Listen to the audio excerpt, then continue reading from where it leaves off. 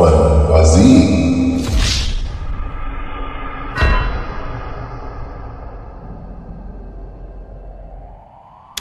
سلام بچه ها، خیلی خوش اومدید به کانال فانتازی.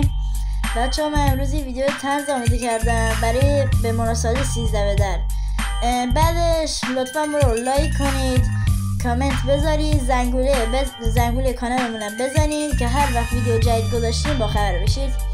این ویدیو درباره 13 به در هست و خودم یه دوبله‌ای گذاشتم و واقعا خنده‌داره. واقعا بهتون پیشنهاد میکنم تا آخر ویدیو تماشا کنید و این دوبله طنز رو نگاه کنید. بعدش اگه تا آخر ویدیو نگاه کردید تو کامنت‌ها بنویسید که 13 به در میخواین کجا برید و کجا رفتید. خب برو بریم که این ویدیو رو بهتون نشون بدیم. خیلی باحاله.